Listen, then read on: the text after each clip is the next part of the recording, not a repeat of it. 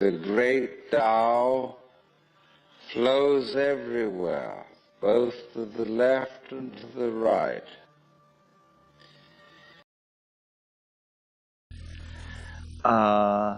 No human being has greater insight into your circumstance than you do. If you've somehow managed to convince yourself that this is not the case, you need to seriously think it through, because our perspectives are unique. We can generalize from one person to another, but no one is in a position to claim leadership. It's unnecessary. The dynamic of the situation is larger than any single human being, and anyone who says, I understand, I know, follow me, is certainly not to be invited home to dinner or tithed to, or because no one knows. It is a mystery. The core of being is pure contradiction. Life is death. Death is life. The past is the future. The present is eternity. And comprehending this is not to become some kind of ivory tower intellectual. Comprehending this is to move past intellectual concepts to actually embrace love. Love is a challenge, emotion, being in the purest sense, not becoming. This is the realm of becoming, and it is always striving, and it is always incomplete. Love is the realm of true being, and it lies beyond the prison of culture, beyond the prison of ideology, beyond the prison of self-defined limitations.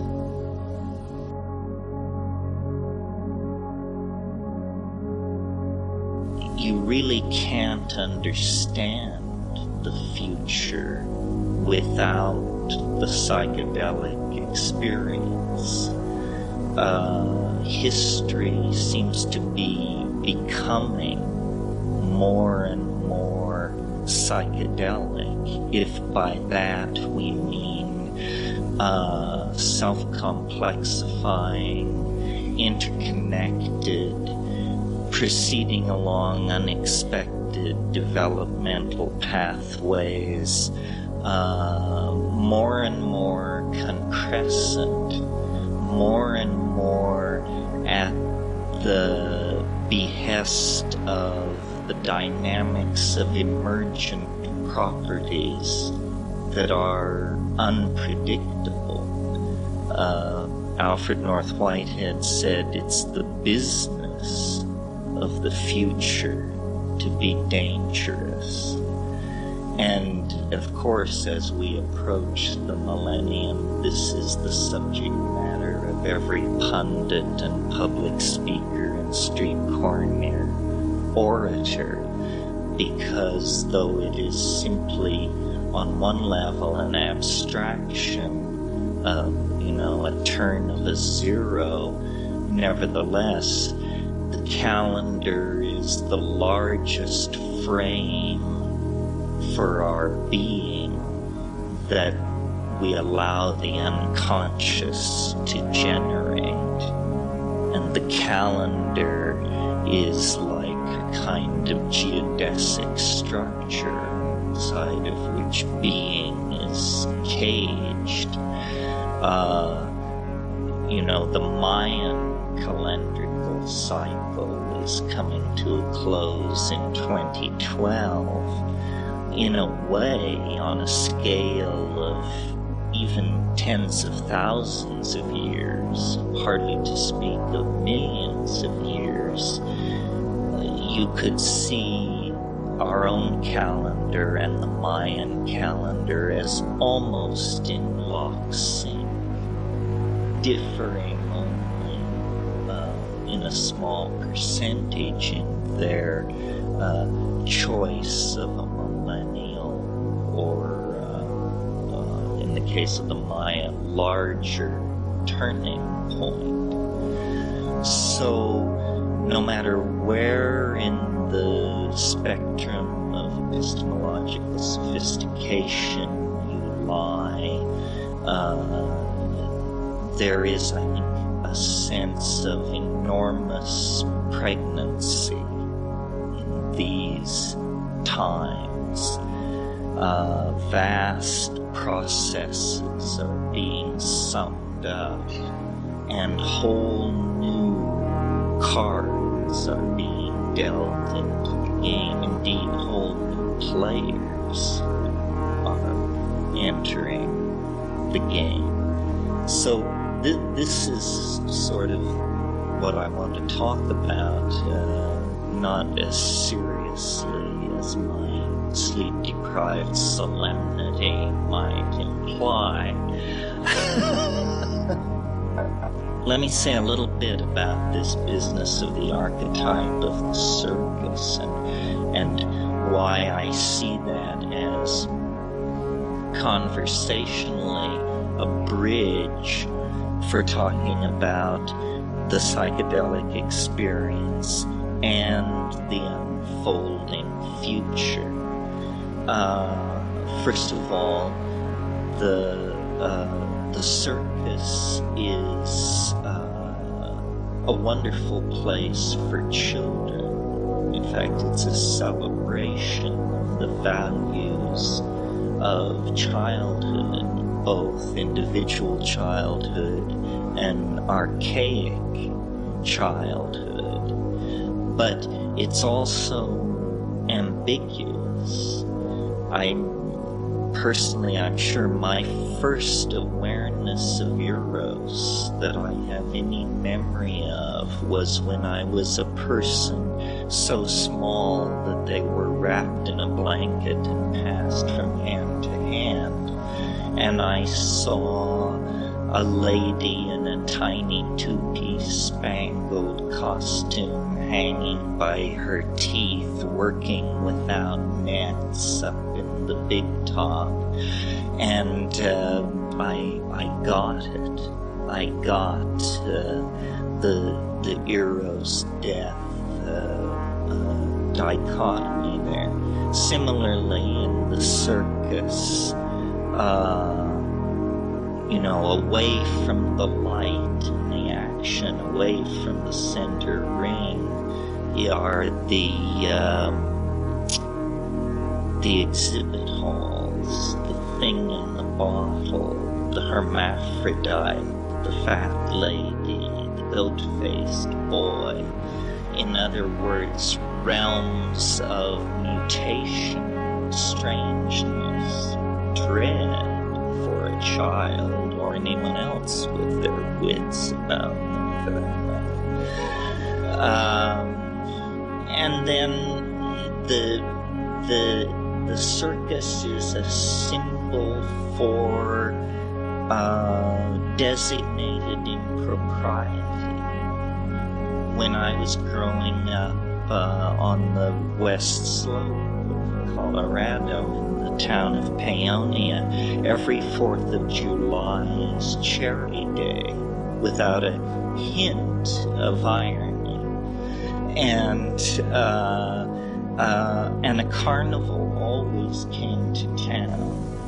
And we children were always told that in the week that the carnival was in town, we couldn't stay out and play past 9 o'clock, because these strange people, some even of dark-skinned hue and so forth and so on, were there disequilibrating the normal social ecosystem. And then, of course, any child worth their salt wishes to run away to the circus. So it's a symbol of an alternative to bourgeois values, is what it is. So I see both the psychedelic experience and the future as having all these properties that I've just talked about, being more eccentric, more erotic, more menacing, more dynamically chaotic, more challenging, and more appealing to the inner child in each of us than the past has been. And as I say, it's what in Jungian psychology is called a coincidentia positorum. It's a union of opposites. It's not a thing which is all good or all bad, all up or all down. Like all real things, it manages to encapsulate into itself contradiction and this sense of tension that comes from that contradiction. Now somebody hearing this might say, well, it's strange to connect the psychedelic experience to the future, because isn't it archaic? In fact, perhaps a tool of use in our distant hunting and gathering past, but now to be put aside by science adumbrating sophisticates such as ourselves. This is one way of knocking the psychedelic enterprise. But I completely differ with that, because I believe that the only way to smooth our movement down the birth passageway here at the end of history is actually by going back and revivifying archaic values. That the journey through history took an enormous toll on our humanness, and that aspects of our being had to be suppressed or were suppressed. We can argue whether it was necessary or not. That science, Calvinism, urbanism, industrialism have all taken their share of an essential humanness that was intact as recently as 15, 20,000 years ago. In other words, we're not talking about biological evolution here. We're talking more about how culture as an enterprise has insulted the individual. We have all, whether we are Hottentots or Hasids or citizens of Houston, we have all made too many sacrifices in the name of fitting ourselves into the culture we find around us through the circumstances of our destiny. Culture, then, in my analysis, is perhaps enemy is too strong a term, but it's a toxic environment that one needs to negotiate with great care. And people who are so clueless that they never realize this, who imbibe their culture, who somehow exemplify its values are dehumanized in the process, because cultural ideals are always caricatures. They are somehow a kind of necessary shorthand for doing the business of human organization, but they are not true to the complexity of each and every one of us, not true to what I call the felt moment of immediate experience. In fact, it's that felt moment of immediate experience, whether in orgasm or in intoxication or simply in ordinary involvement with life, that culture is always making a claim against and trying to somehow minimalize or negotiate into a lesser position. Again, this has to do with the children wanting to run away from the village with the gypsy circus. Culture is felt to be stultifying.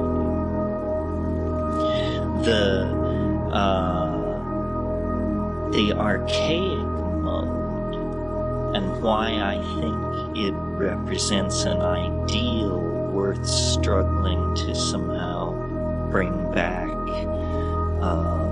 into expression, was a mode based on connectivity and reciprocity.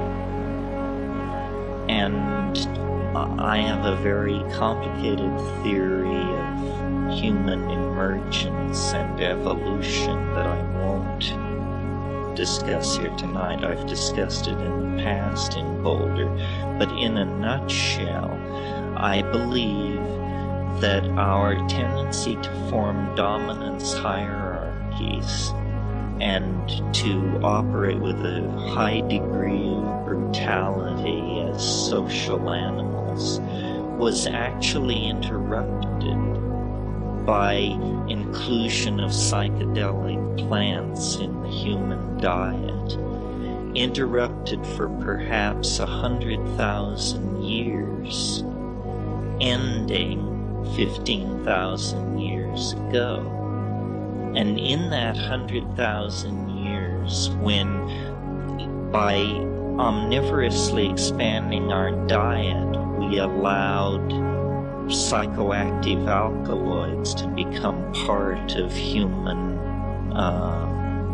the human experience, our tendency to form these male-dominant hierarchies was overturned. In other words, we literally medicated ourselves out of a style of organization that was brutal, if not neurotic. However, when this cultural involvement with hallucinogens ended for various reasons, these tendencies in the human soma, in the human psyche, had never been eliminated, only suppressed, and they re-emerge right at the moment that we call the beginning of civilization. I'm sure that the first cities were in fact areas where one group of people kept other people in pens, like domestic animals. Domestication and civilization are curiously intertwined concepts. And, 9 to 12,000 years ago, depending on where you look on the earth, you have a sudden efflorescence of an entirely new cultural style based on agriculture rather than hunting and gathering. It's phenomenally successful agriculture.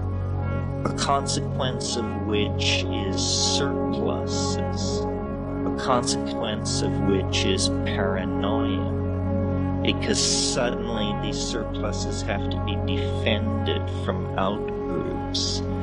You have sedentary settlements, and consequently the great nomadic round and movement of people in flocks that knows no notion of place or property was interrupted. And so at that moment where you get the first urban centers, agriculture, you also get male kingship, standing armies, and role-specific social definitions. In other words, the high priest, the shaman, the miller, the metal worker, the soldier, the whore, the slave. This all comes into being, where before everyone operated as required in any circumstance. And my analysis is that the fall from a sense of the eminence of God, in whatever form you want to talk about it, the fall from a sense of the living vitality of nature, the fall from a sense of authentic community, these falls all characterize the experience of human history.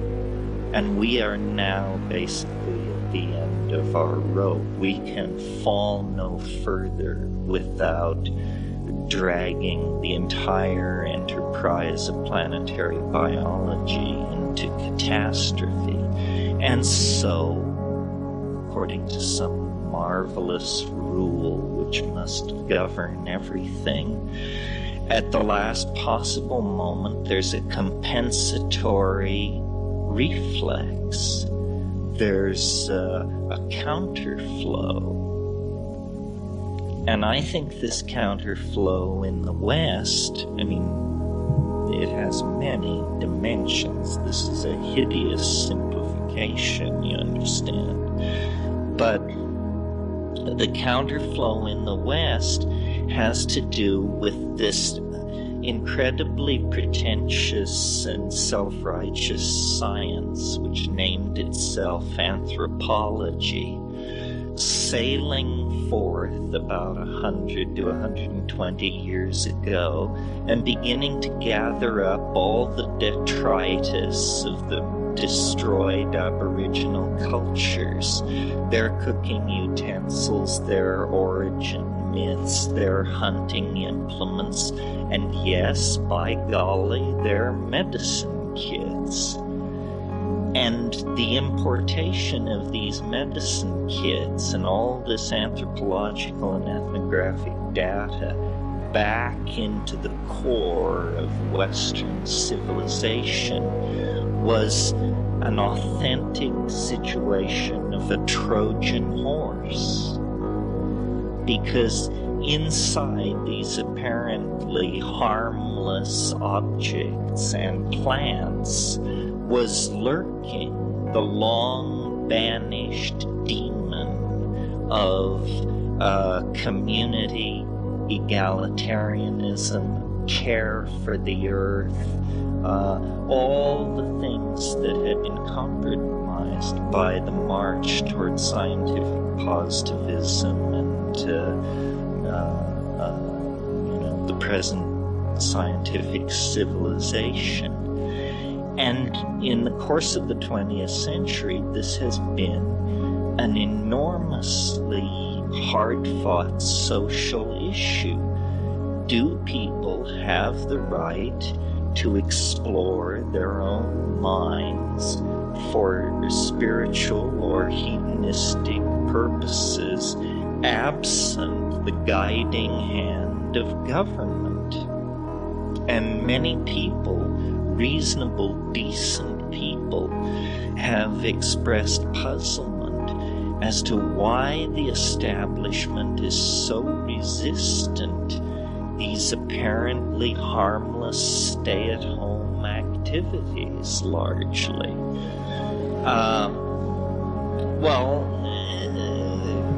To me, the answer is obvious. The government is not so duped as one might imagine, and by the government, it's a generic term for authority in all times and places. It is perfectly obvious, to me anyway, that psychedelics so challenge cultural values that a society has to be incredibly confident of its first premises to allow its citizens to habitually and regularly explore altered states of consciousness. That's a level of democratic dialogue that would rip this society asunder. I mean, American society cannot function without a vast, deep, hidden, dark closet into which nobody ever looks and no rhetoric ever penetrates. And if it did, the whole enterprise would just rip at the seams. Every once in a while, this happens. The president's blowjob, a case in point. But, we move very slowly and cautiously in these areas.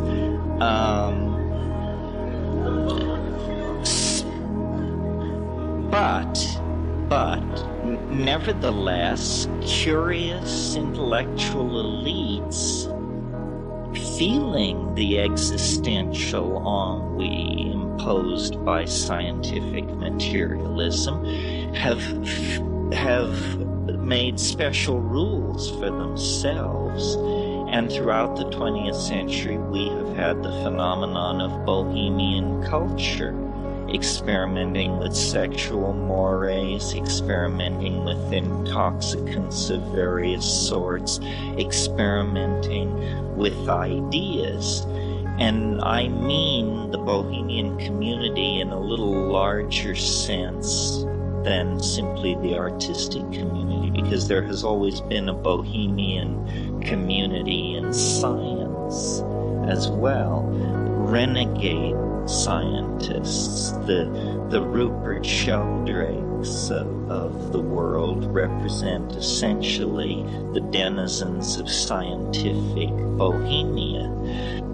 And someone could argue with this premise, but I would argue with them and win, I tell you. The enormous explosion of creativity, artistic, scientific, in popular culture, in design, in fashion, in literature, throughout the 20th century has been driven by generically social disequilibrium, movement of people and ideas, and in the background of that, psychedelics. The entire internet computer revolution rides on the backs of people who were taking LSD in the 60s, and people have expressed horror at this idea and then taken opinion polls at various professional gatherings such as SIGGRAPH and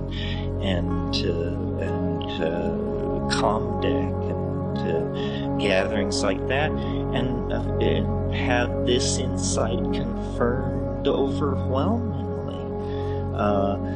The entire post-1950s edifice of information transfer and replication technology was created by psychedelic people and is serving them very well as corporate elite. And so what I see happening is the dirty and unspoken secret of the 20th century's phenomenal diversity and creativity is its relationship to artificial stimulation of the imagination by whatever means. And we're now so late in the 20th century, so late in the unfolding of modernity, that I think it's all right to talk about this. Now, the creativity loop is very short. I mean, people are inspired and they can implement through coding on the internet, through graphic tools that they have at their disposal. And so faster and faster, the imagination is vivifying itself. It is becoming more eminent. And this is what the future is. The future is a breakdown of the notion of three-dimensional, linear, Newtonian space to be replaced by a fractal landscape of a trillion private Idahos that are all reacting to each other and integrating with each other and leaping over each other in a dimension much deeper and much more variable than the social dimension that we're used to seeing societies function in. And I think that if you're paying attention, or if you're semi-unemployed, as I am, you realize that you can spend all your time simply trying to understand what is happening to the world and to yourself and to technology and sexuality and medicine and spirit and mathematics and art. And this drama of being is now being waged on so many levels at such an intensity that the metaphor of saying history is like a psychedelic experience is actually giving way to the fact, the demonstrable fact of the matter. And the reason I think it's worth, talking this way and about these things is because this process, which is now identifiable in the terms I've laid out, is nevertheless embryonic at this point. In other words, we have a lot farther to go than the distance we've already come. And we are going to go this final distance much faster than we have ever traveled before. And there is a lot of fear about the future and what it holds and the opportunities and the challenges. I mean, when you start talking about life extension, downloading human beings into circuitry, nanotechnology, an infinite number of easily designed and uncontrollable drugs, psychedelic and otherwise, that do all kinds of things, artificial intelligence, possibly alien intelligence, intelligence, you realize the planet is busting at the seams, and the main task of everyone who by good fortune finds themselves close to the top of the pyramid in the high-tech industrial democracies, and I mean everybody in this room tonight for sure, the main challenge then is to participate in the managing of this, the managerial process. Not that it can be flawlessly managed. It has a morphogenetic dynamic of its own. And in fact, this morphogenetic dynamic is so powerful that if you don't arrange yourself to its convenience, life will probably get very weird indeed. People who are homophobic, or people who have racial prejudices, or people who believe in grab as much as you can and hold the other guy down. These people are going to have extremely unpleasant surprises if they haven't already along the road of life, because these are fatal, not simply erroneous thought structures, they're fatal thought structures. Only the expansive, the generous, the psychedelic are going to be left standing, and all of this stuff is sorted out, if it is ever sorted out. So this archaic quality of the psychedelic experience, exemplified by the shaman as the paradigmatic figure who brings together archaic values.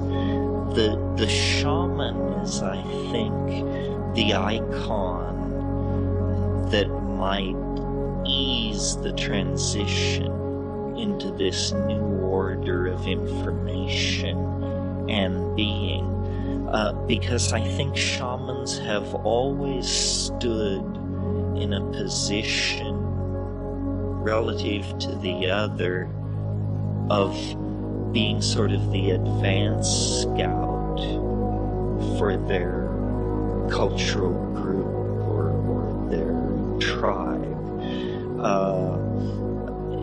It's a strange thing, you know, in, for instance, a tribal group, there will be initiations into puberty for the boys and the young women, and often these will involve various theatrical, we would say, performances where demons appear or seem to appear and are very frightening. Well, all this stage machinery, smoke machines and drums and so forth and so on, is in the hands of the shaman. The shaman is the one who is allowed to know how the culture is wired under the board. Everyone else stands out bathed in the glow of the big screen of cultural values, but the shamans are the people who actually understand the reasons for these performances, myths, rituals. I've spent time in the Amazon, and on more than one occasion, you know, you will go into some remote group and the people gather around and they're very curious and they want to touch your skin and your instruments and your tents and things, but always at the edge of this chattering, happy group of people is a guy looking on who isn't pushing his way forward and who doesn't care about Gore-Tex. And this is the shaman. And he is essentially an alienated intellectual.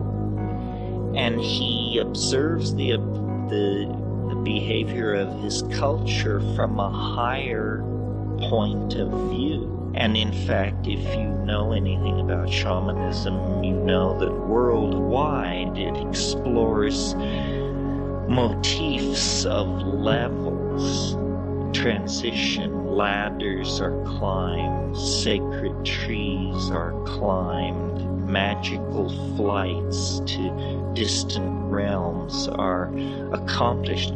The shaman can shift levels, and we can say, well, this is a way of talking about intoxication or trance, or, well, yes, but in fact, when you stop talking about ways of talking and actually get loaded, what you discover is that they were speaking as clearly and concisely as not only they could, but as is possible. And that, in fact, under the influence of at least psychedelics, and I'm speaking here from my experience, the psyche unfolds. It's almost as though it has two conformational geometries. One folded, tight, culture-bound, paranoid, ego-driven, so forth and so on. The culturally defined persona, the good son, the hard worker, the good mom, so forth and so on. And then, absent those cultural constraints and under the influence of and let's use the Jungian word, inflating dynamic, like a psychedelic, the self, the ontos of being, unfolds into a completely different world. And I maintain that it is not fully grasped within psychological metaphors alone, that this world that is unfolded into is better grasped by mathematical metaphors. And what I mean by that is, this is not a vision, an insight, a trip. This is an other dimension, as Riemann, Lobachevsky, and Euclid would understand the word dimension. This is why the shaman can see where the game will congregate, predict the weather, successfully cure, because the shaman is perceiving the world from a higher order mathematical domain that is outside the confines of cultural conditioning.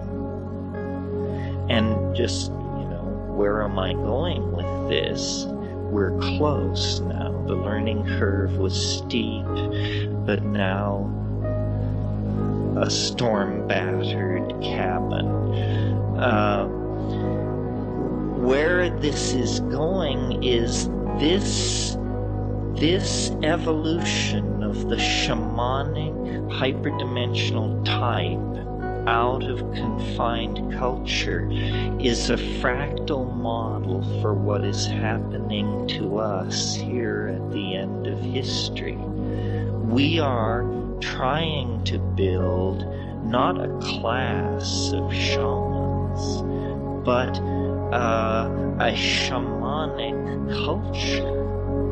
In other words, a culture, and there has never, I think, been a culture of this type on the planet, a culture that actually lived in the light of the fourth dimension.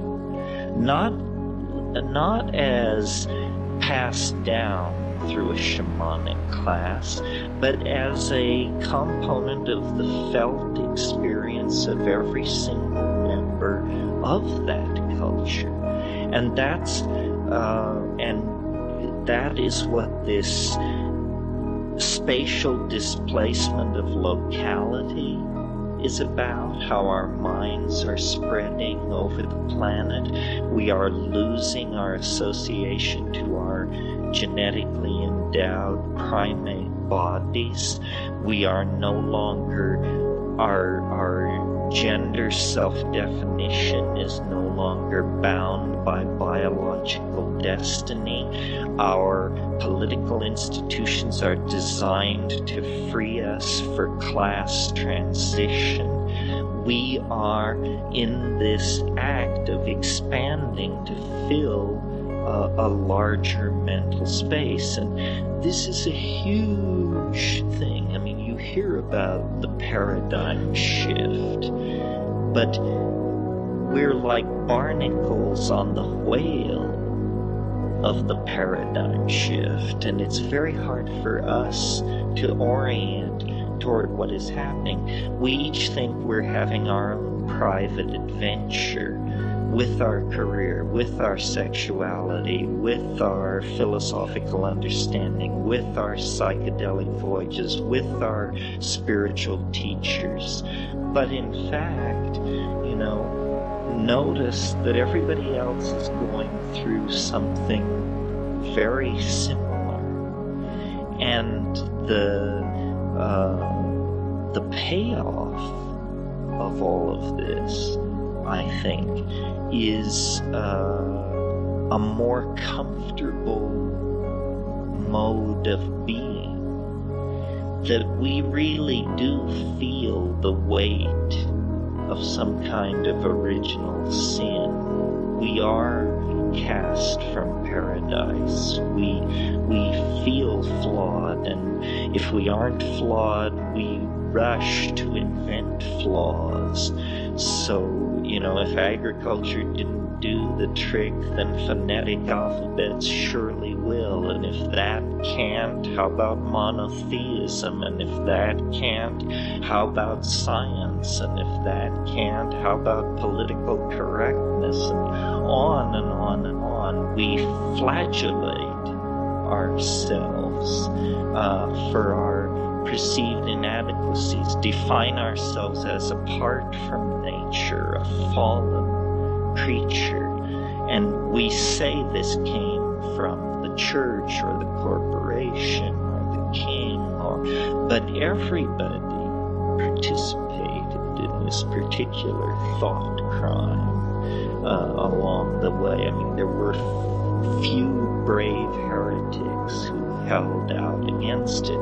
Now there are many heretics who hold out against it and say the distinction between the artificial and the natural, between the male and the female, between the polis and the wilderness, these things must be erased because they are infantile.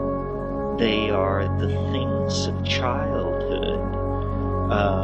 We have come to the end of our childhood as a species, as a semi-cannibalistic, rape-prone, ravenous, copulating, destroying ape species.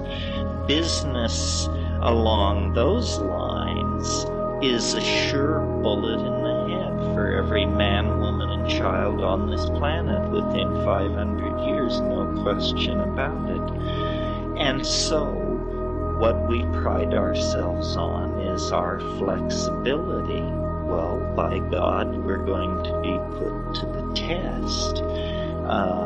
Everyone must push themselves and the great enemy to this process, and people say, are you an anarchist? Are you a nihilist? What are you? The great enemy to this process of freeing ourselves for a dynamic future, I believe, is ideology. Not bad ideologies, God knows we have enough of them, but ideology itself is a form of neoteny, a form of self-juvenilization. It's a cop-out. A mature, civilized being lives without closure, without the closure provided by Freudianism, Marxism, Buddhism, positivism, capitalism, Zen, the Hopi prophecies, the teachings of the Arturians, or anything else.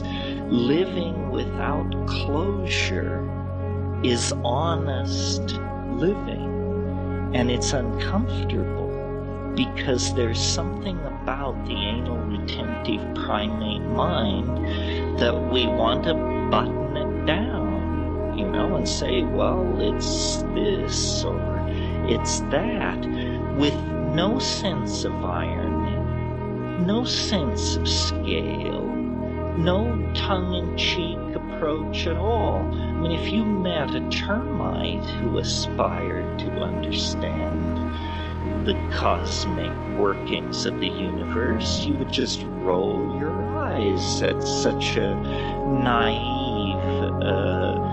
misunderstanding of one's own position in the cosmos. Well, do you think we stand so far from where the termite stands that our musings about how the cosmos works are carrying much force? I don't think so. Well, then people say, well, but without ideology, I mean, aren't we supposed to reject fascism and choose community and no. I mean, at a certain stage, yes, but this is the sophomoric stage of becoming an intellectual person. Once you've reached the hoary ages that I now reside in, you see and notice, you know, I visited my doctor recently, and as I was getting dressed, he said, you know, in the 19th century, most people your age were dead. And I've thought of that remark on many different levels, and I realize culture is a con game designed to bewilder you for 35 to 40 years. And then if by some miracle you can outlive that span of time, a strange realization will begin to dawn as you sit at the poker table. You'll realize this is a bunch of crap. I've been had. Well, up until very recently, only a very few people in any society lived into those ages, and then that was called wisdom. He said, you know, he just sits on his porch and rocks and occasionally chuckles.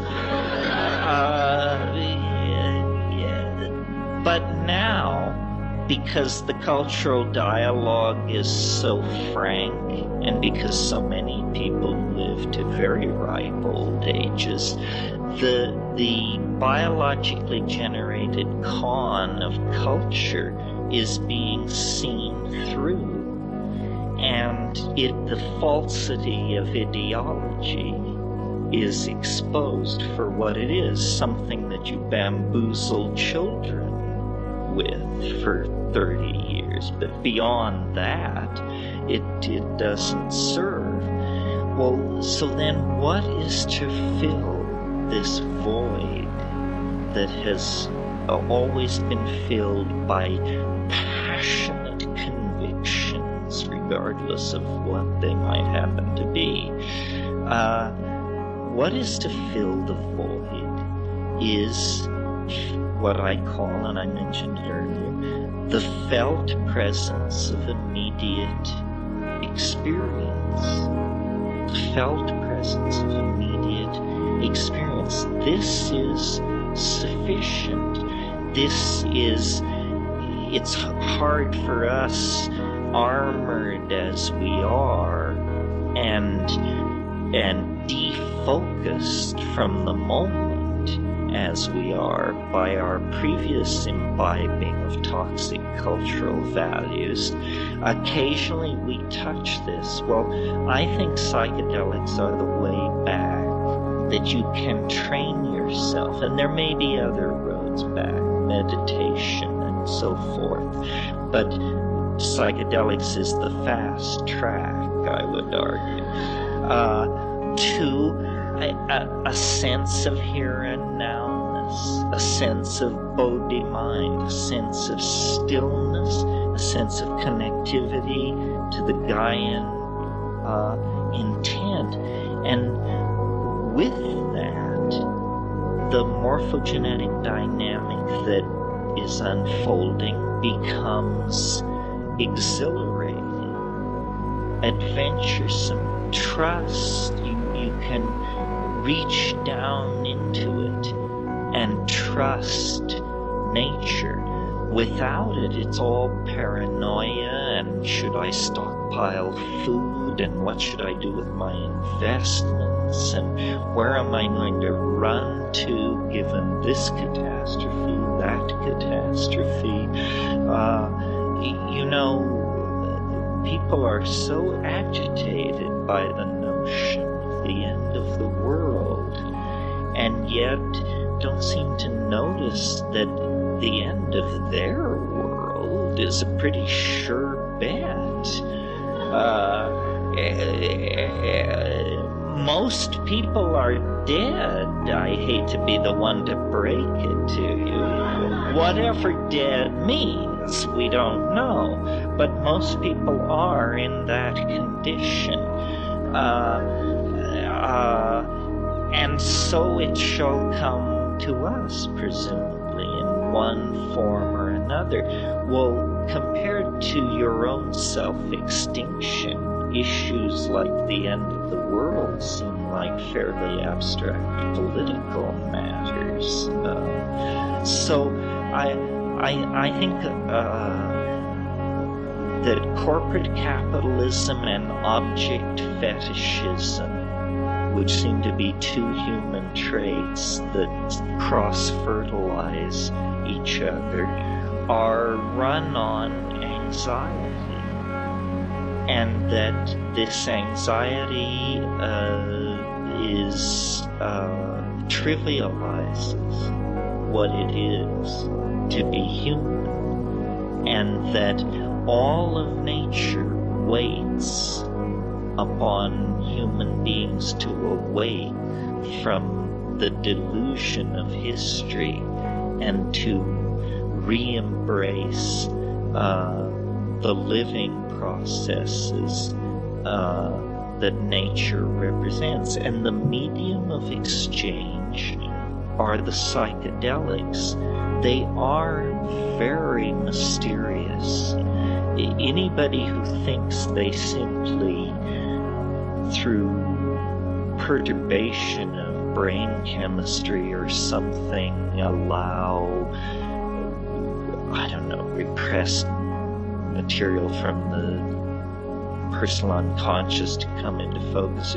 This is such a dumbing down of what it is. These things carry intelligence, far greater intelligence than our own, an ocean of alien intelligence moves through the vegetable world, which is ancient beyond imagining on this planet. I mean, it goes back 500, 600 million years, and an ocean of very strange intelligence, but approachable, at least approachable enough to be identifiable as intelligence, resides there.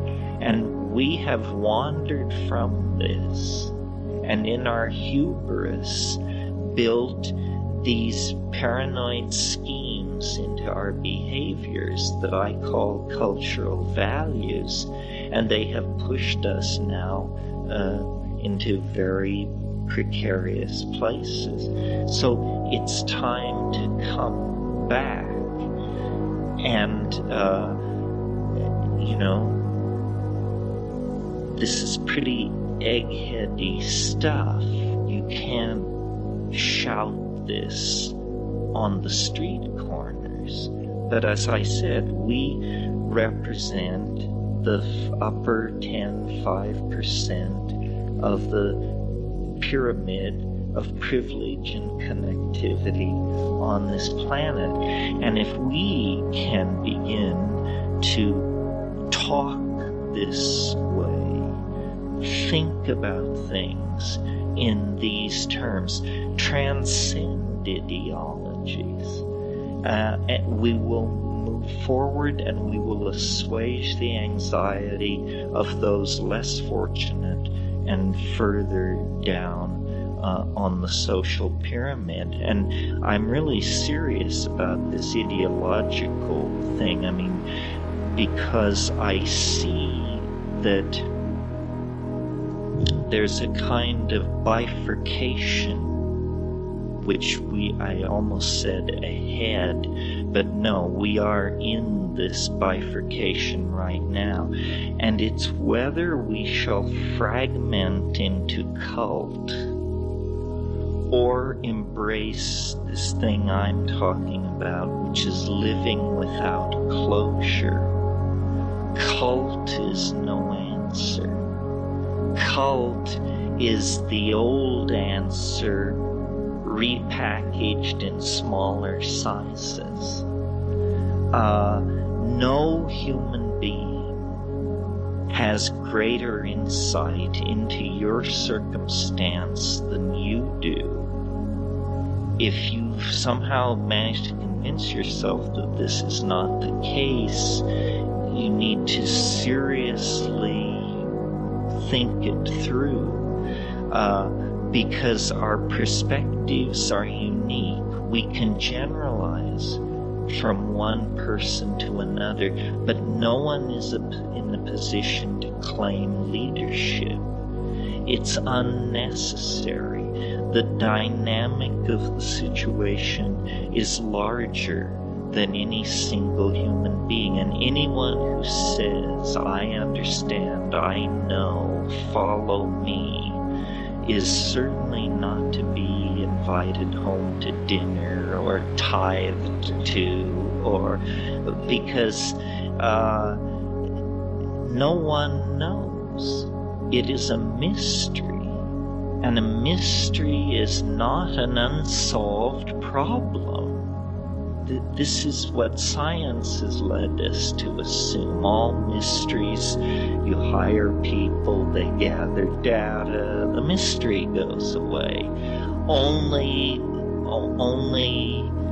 the trivial edges of the mystery can be illuminated in that fashion. The core of being is pure contradiction. Life is death. Death is life. The past is the future. The present is eternity. And comprehending this is not to become some kind of ivory tower intellectual.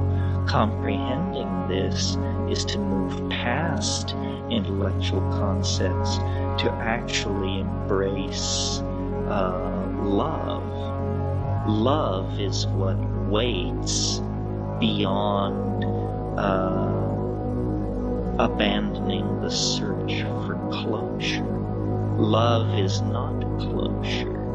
Love is a challenge, emotion, being in the purest sense, not becoming. This is the realm of becoming, and it is always striving.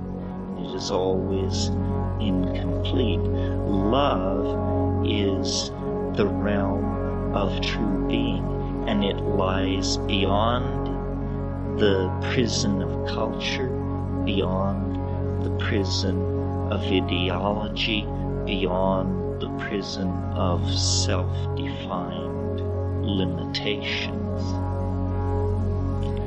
Thank you.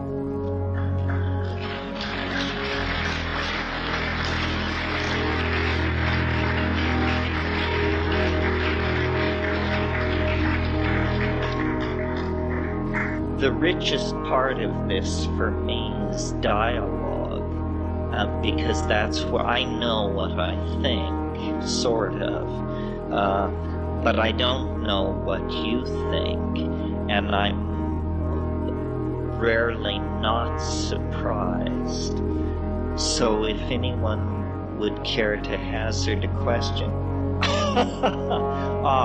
Nuts and bolts, enough of this high-flown metaphysical baffle garb.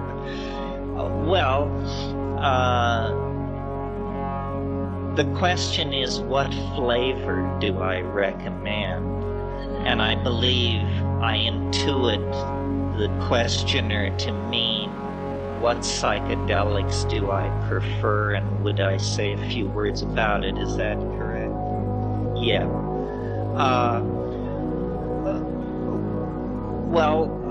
People want different things from substances.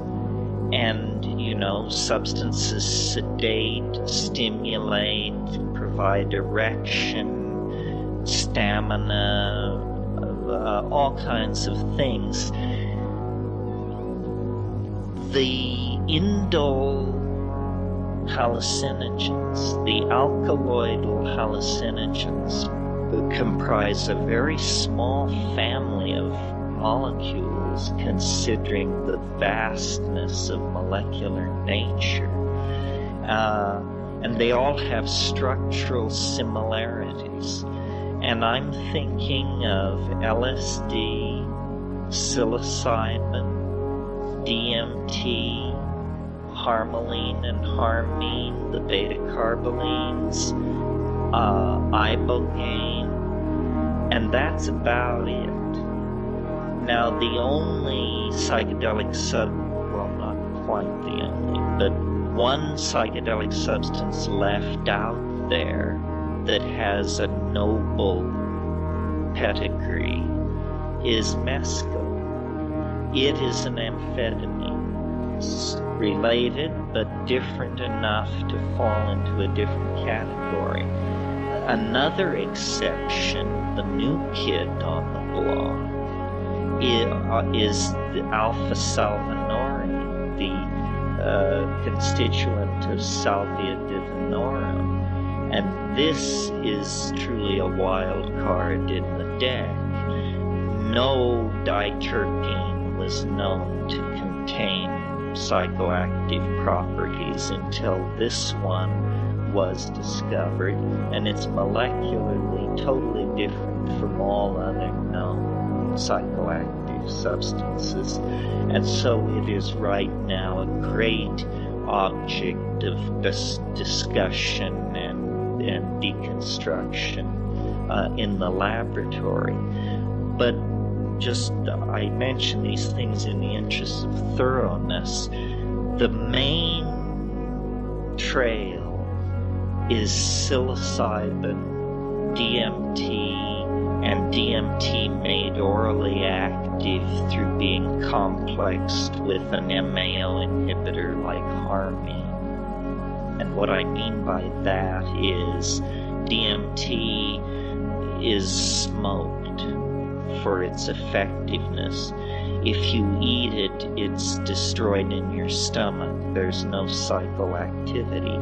But if you inhibit an enzyme system in your digestive tract called monoamine oxidase, if you inhibit that enzyme system, the DMT is not destroyed in the stomach. It passes into the bloodstream, hence through the blood-brain barrier, and delivers a psychedelic experience. And that's what these jungle beverages from South America are all about. Ayahuasca, yahe, natima, daime. Those are all local names for some combination of a DMT-containing plant, usually Psychotria viridis, and an MAO-inhibiting plant, always Banisteriopsis caapi. And people say, well, what about the synthetic, the laboratory psychedelics? In principle, they are very interesting. In principle. In other words, there's nothing wrong with them, and we've not no artificial versus natural chauvinism going on here. But in practical fact, we know less about them. In other words, when you decide you want to take mushrooms, let's say psilocybin mushrooms, you can look at cultures in the Sierra Mazateca mountains of central Mexico that have used these things for at least 1,000 years before the conquest, probably several thousand years before the conquest. Well, that is your human data. You know then that they do not cause miscarriages, blindness, Parkinson's syndrome, and so forth and so on. A compound may come from the laboratory and deliver an absolutely overwhelming psychedelic experience on the money. But what do you know of this compound on a scale of 200 years of exposure or with large numbers of people? And you know, I am not interested in being able to stand up and say I took every drug on earth at every dose possible in every circumstance possible. That's not the idea. The idea is to find a doorway that works and then drive through the doorway. And this may mean psilocybin mushrooms, but at high doses and many times, and you may not bother to take any other thing. The important thing is to find a way to this place that I'm talking about, this place where boundaries dissolve, language becomes visible, the plants talk to you, you see your past lives, you see the destiny of the universe, you understand the mysteries of higher mathematics, human love, and French cuisine. And when you find your way to that place, that's the place, folks. And if you can get back there repeatedly by the same method, that would be indicated as the thing to do. You see, it's an incredibly personal thing, because not only are we obviously as different from each other as we are, but this business of you can get down to a pretty nuts and bolts level. How you react to a given substance is related to your own unique genetically endowed component of synaptic receptors. And these are like locks in your brain waiting for chemical keys to be inserted into them. And it's well known that there are compounds that one person in 50 reacts to them as an unbearable odor. But 49 out of 50 people, this is an odorless compound. That's a gene. If you have this gene, you cannot stand the presence of this compound because the odor is so horrific. Well, how much more complicated than the synaptic interactions with drugs and these plant substances, which are themselves produced by the genome of a living creature. The plant transcripts its DNA.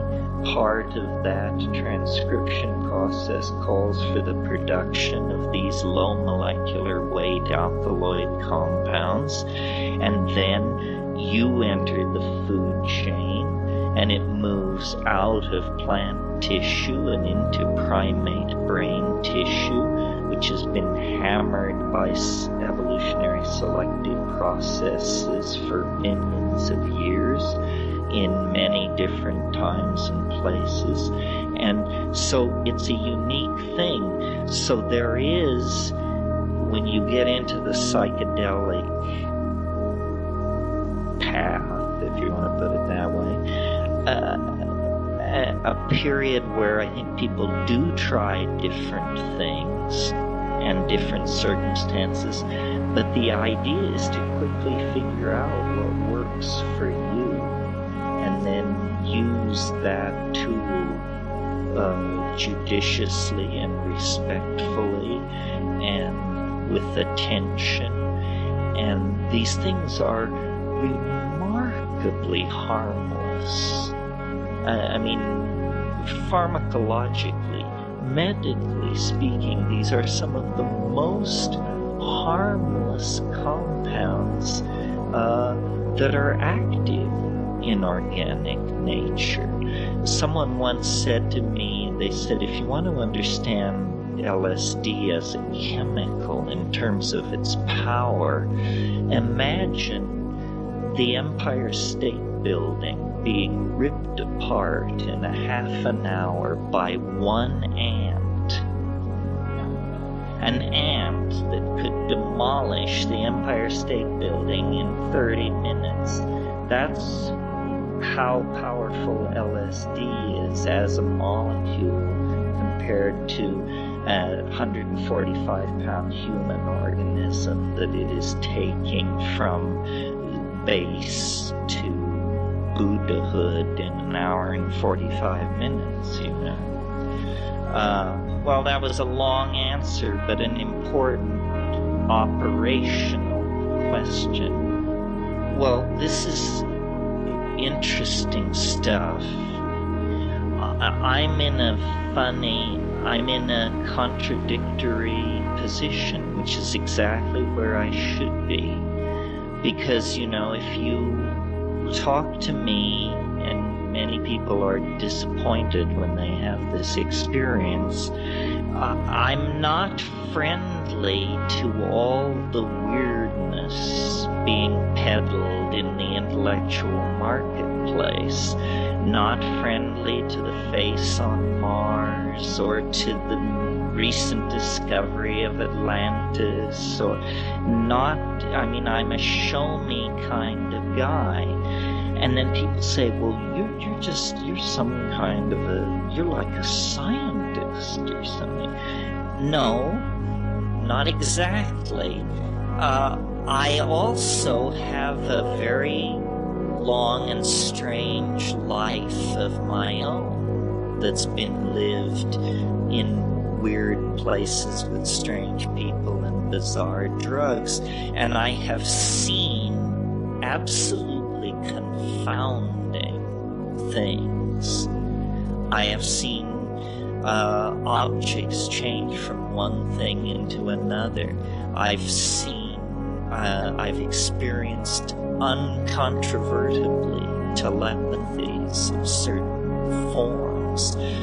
But what I've also observed in my life of probing these areas is that these things are incredibly rare and for my money, impossible to anticipate or control. And so,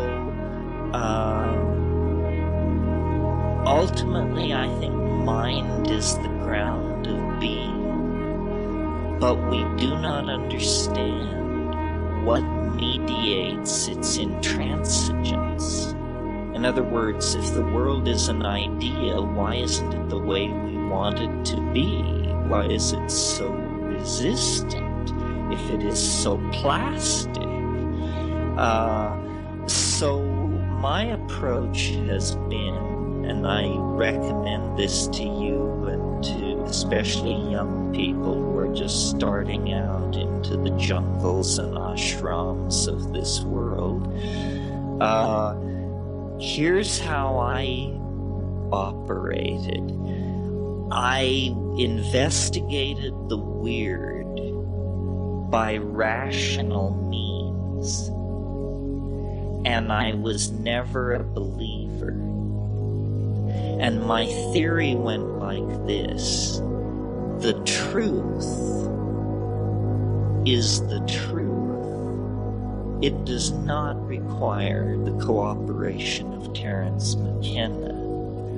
On the other hand, all deception does require my cooperation.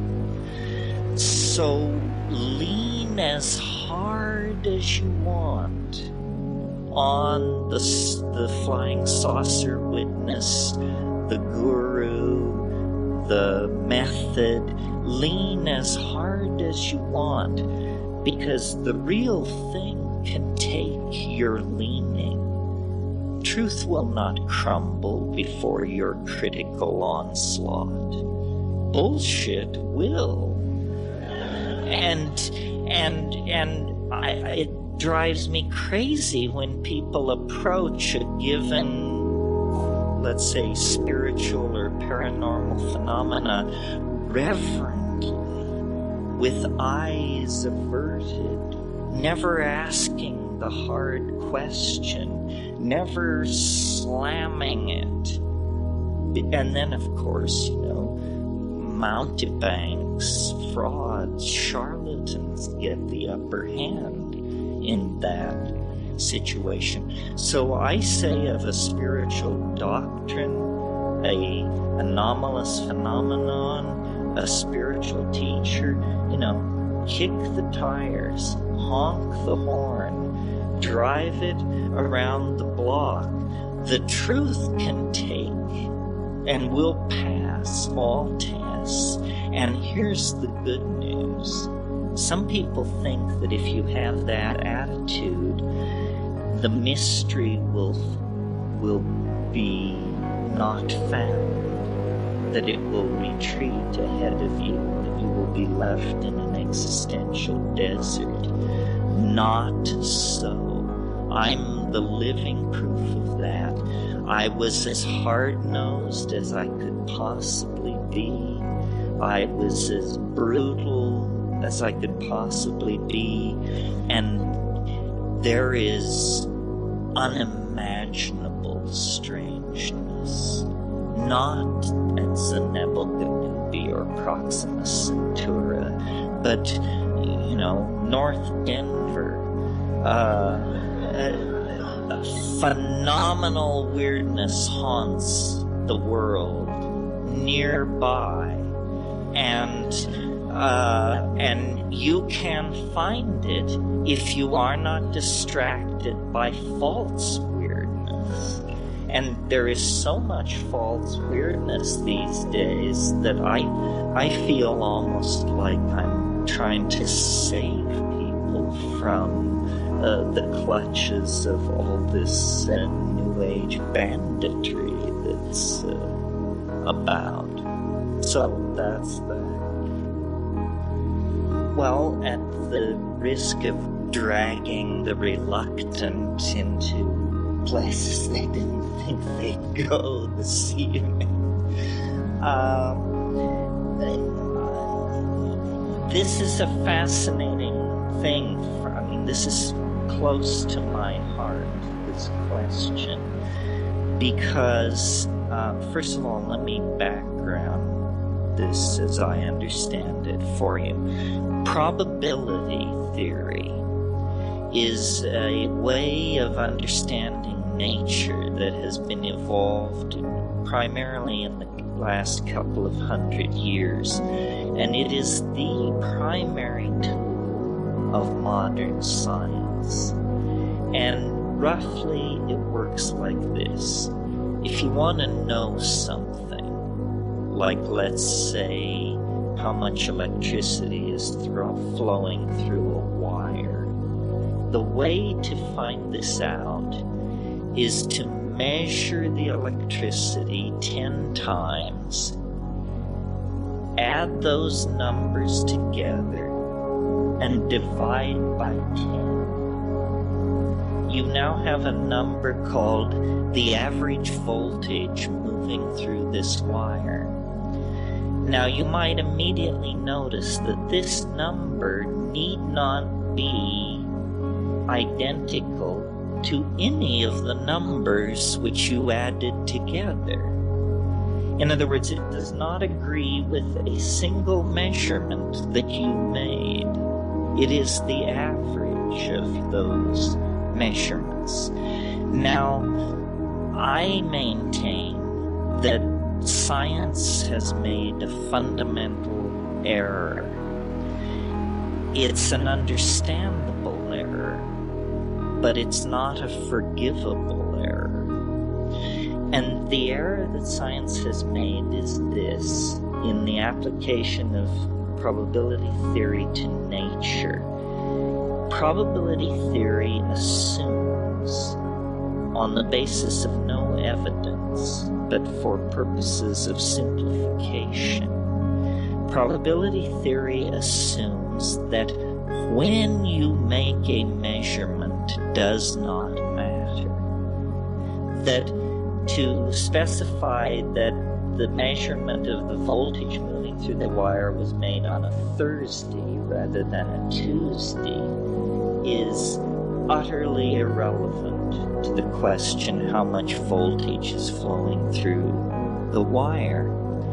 Now, and probability theory has gotten a long way with this simplification. Modern science is its crowning achievement and all the technical toys that flow therefrom.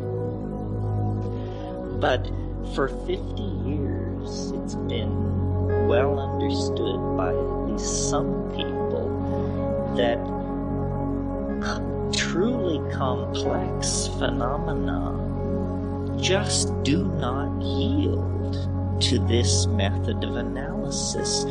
Can you understand love affairs by taking 100 of them, adding them together, and dividing by 100, and then getting the generic love affair? Can you understand a corporate takeover or a social revolution by this method? No. So all higher order phenomena, and interestingly notice those were all sociological examples, all higher order phenomena that involve systems as complex as human systems, when you try to treat them statistically, you get a travesty. You get a cartoon, a flattening of the human affect that totally betrays the phenomenon. So I have proposed and worked out at great length, and I won't attempt to transmit it to you this evening because it's impossible, to some degree boring. But what I've looked at is what if we were to accept the idea that probability is actually fluctuating? You see, when you say that time is invariant, as the statisticians do, you're turning time into what's called an Aristotelian absolute. It's not a thing. It's an idea. Time for probability theory is pure duration. This was Newton's phrase, pure duration. In other words, time is this mathematical dimension that you put stuff into so that its seriality is preserved. But I would suggest that time is a thing as much a thing as water is, certainly as much a thing as thought is. Time is a thing, a part of the physical universe, like light, energy, matter, time. And no phenomenon in nature has ever been found to be mathematically perfect. You know, the Greeks thought the planets moved in perfect circles because they were gods, and so they had to behave perfectly. That they discovered they then couldn't predict planetary motion, and it took, centuries of beating their heads against this wall before somebody said, try an ellipse. And bingo, perfect observation and prediction matching. But the ellipse is not a perfect Aristotelian, Platonic form, and hence it was unsatisfying. Well, one by one, science abandoned these perfect mathematical objects as descriptive of nature, with the single exception of this Newtonian notion of pure duration, which views time as a perfectly smooth surface, no matter at how great a magnification you zoom in by a power of 100 million, it's still perfectly smooth. Zoom in another power of 100 million, it's still perfectly smooth. Well, nothing in nature behaves like that. So why not entertain the rather messy idea that time probability fluctuates? When you study probability theory, the first thing they teach you on day one is this. They tell you, memorize this. Chance has no memory. And then they give this example. A man has flipped a coin 49 times, and 49 times it has come up heads. Now he is flipping for the 50th time. What are the odds the coin will come up heads? And if you are a good student and expect to pass this course, the answer is 50-50. The coin does not know, does not remember that it's already come up 49 times in a row, a certain designation. But now, if you put that problem to a gambler, the gambler would say, well, I'll bet heads, because it's on a run. Now, a run is a concept of a runnel in time. It's not the Aristotelian perfection. Notice that if it were really true that the odds of heads or tails were 50-50, if it were really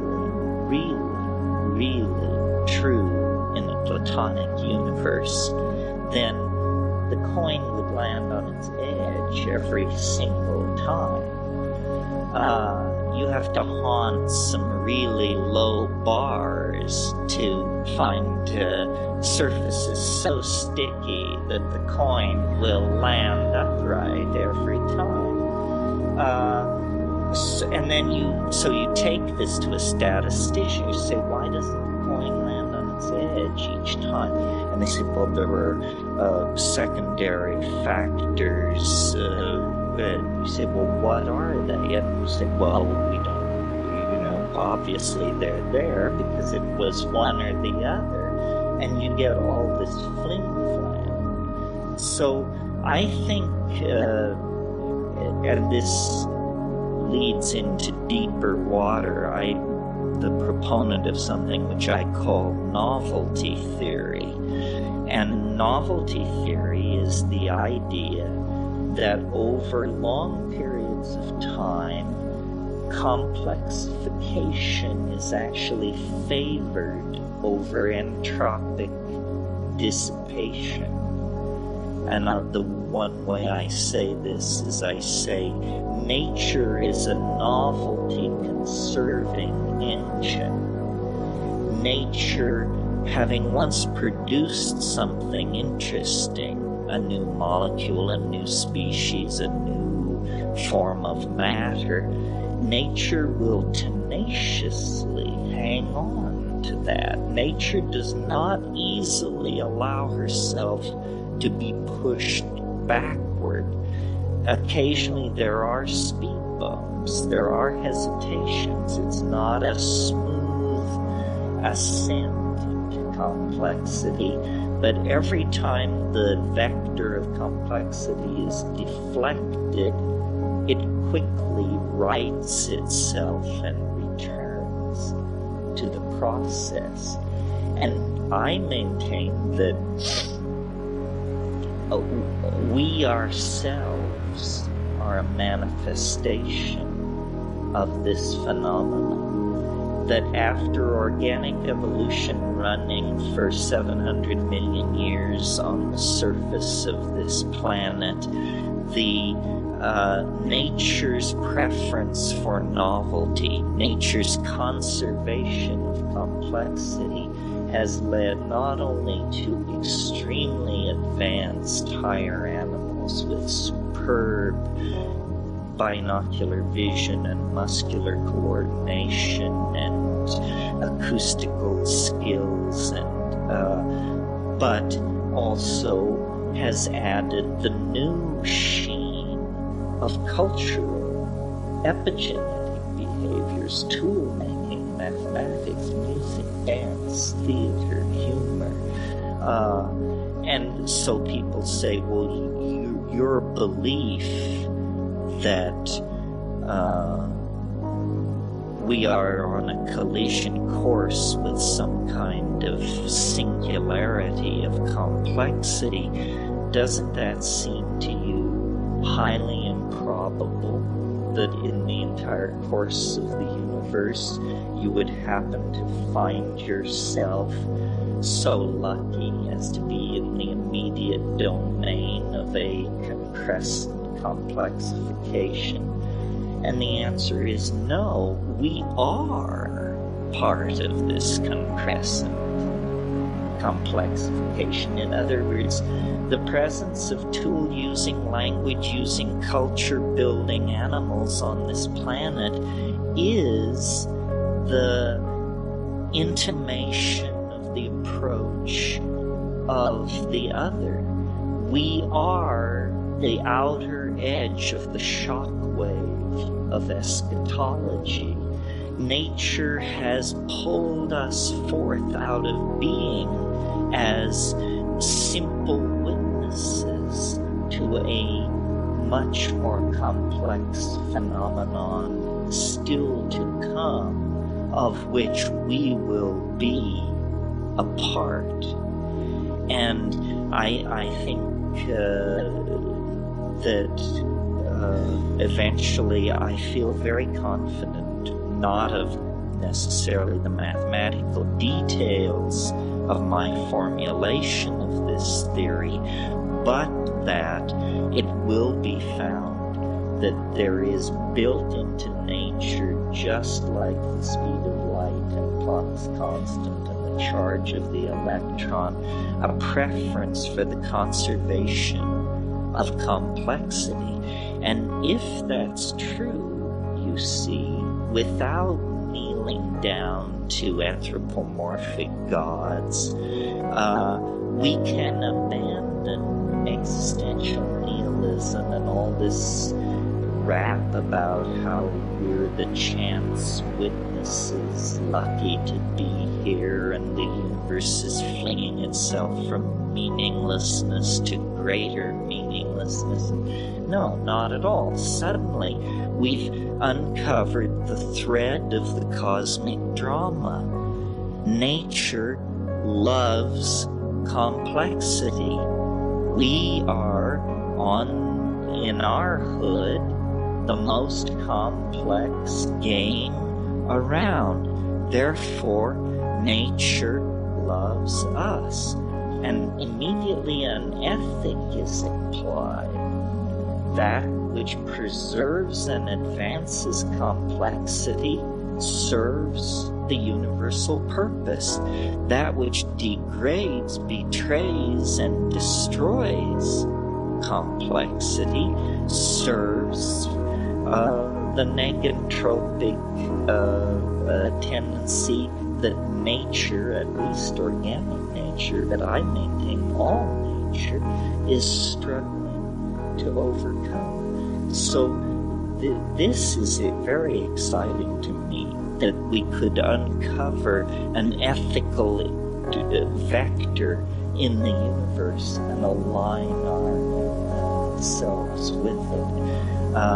As far as a bibliographic citation for a critique against probability theory, I think probably this talk is some of the most detail that's ever been given to the subject.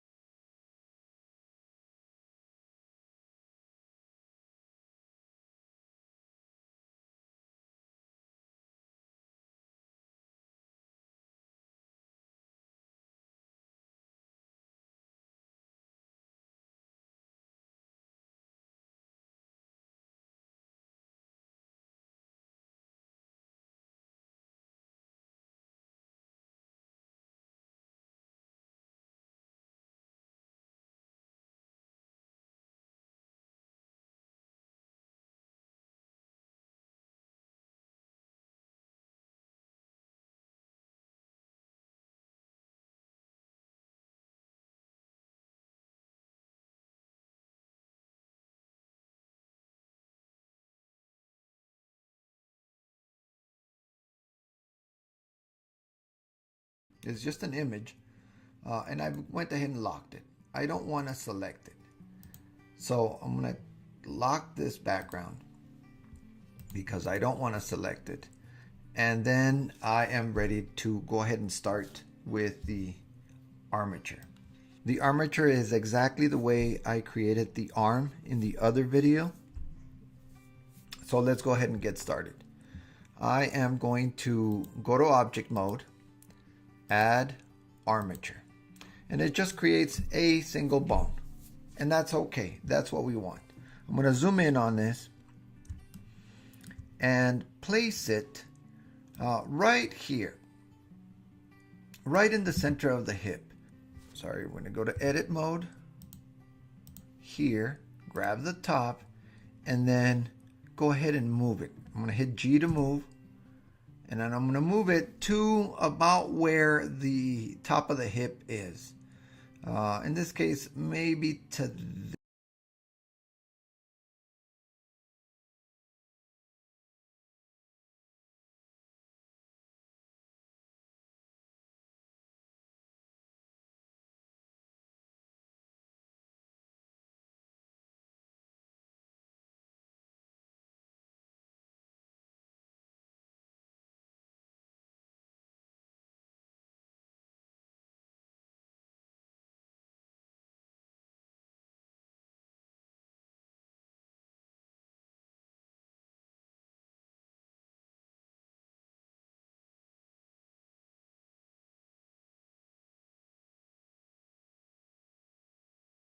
there.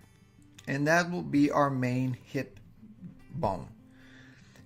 In order for me to add another bone with this tip selected, I am going to hit E to extrude, and then that should add another bone. I'm going to bring it right up to the bottom of the neck. I'm going to zoom in a little, hit E again, and then bring it right up to the chin. This will be our neck bone. And then hit E to extrude all the way to the top of the head.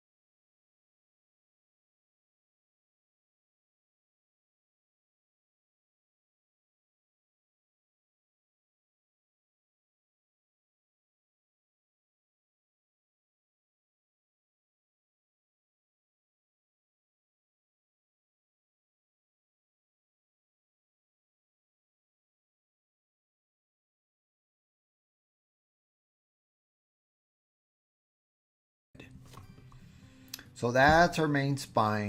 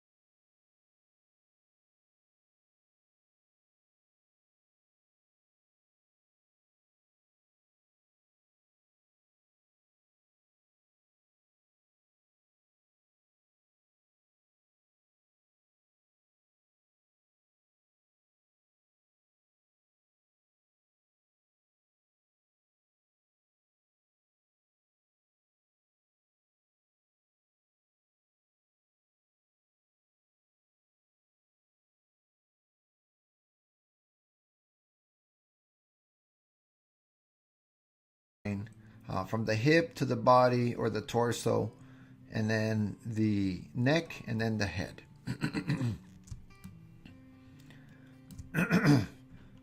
I'm going to rig the arms, and from this joint, I am going to go ahead and hit extrude and go all the way to the shoulder. That's the shoulder joint. Hit E again to the elbow, E to the wrist, and then hit E again to the end of the hand. I'm going to select that again, the neck or the body tip, and then hit E to extrude another bone to the shoulder, hit E to the elbow, hit E to the joint, to the wrist, and then hit E to the hand. I'm going to move up. We're going to rig the legs now. From here, from this one, we're going to do hit E and then bring out the hip joint right up to the hip, and then hit E to the knee. And if you're having trouble looking at this, you can draw it in wireframe. That way you can kind of see where the joints are. Hit E again to the ankle, and then hit E finally to the tip of the toe.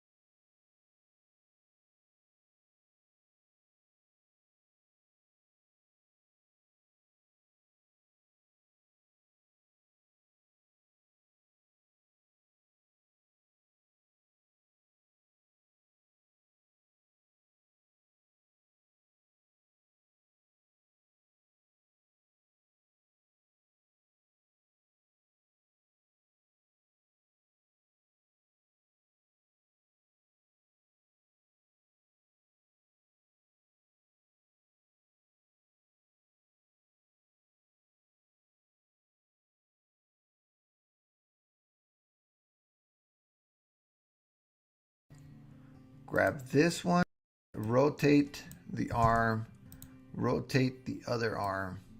Oops, only in the Y. Rotate the neck. Let's rotate the neck and then rotate the head. Let's test out the hips. The most important aspect of this is grab this joint, the main joint. You're going to do the entire body. That's why it's called the main joint. All right.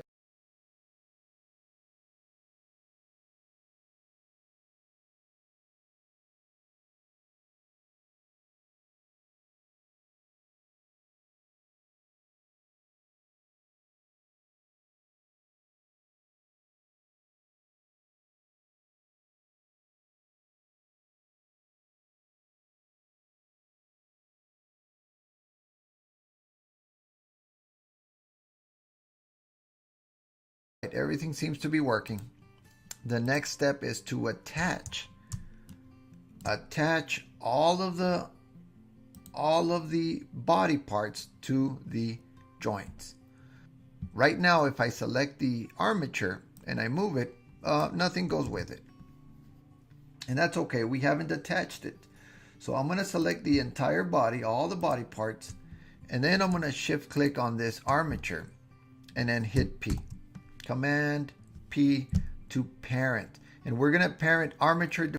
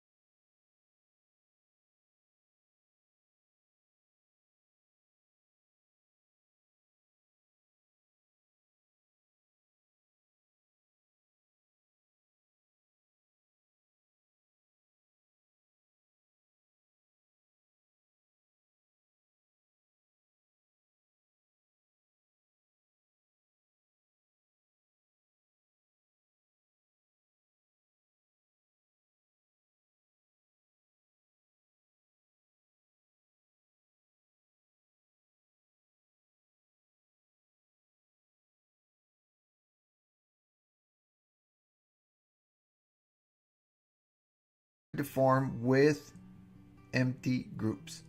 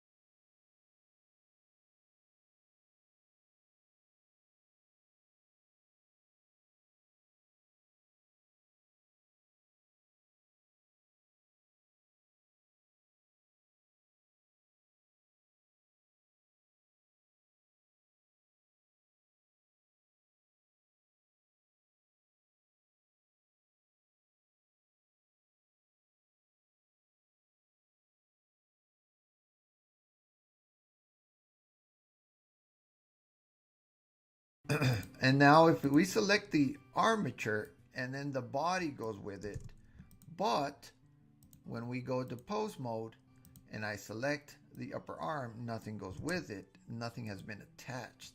It's been parented, but nothing has been attached. So that is the next step. Remember in the other video, we had to go through and attach all the grease pencil objects to its corresponding bone. But before I do that, I'm going to move this window up.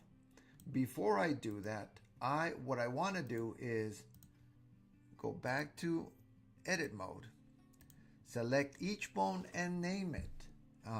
I might speed up the video on this one, but just for now, this is the main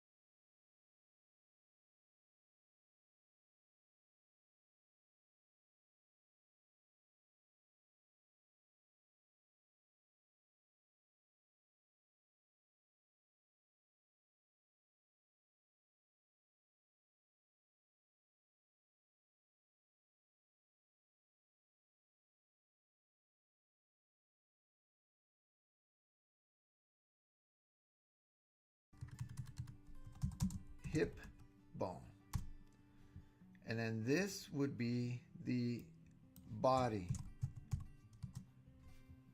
This one is the neck. And this one is the head. This one.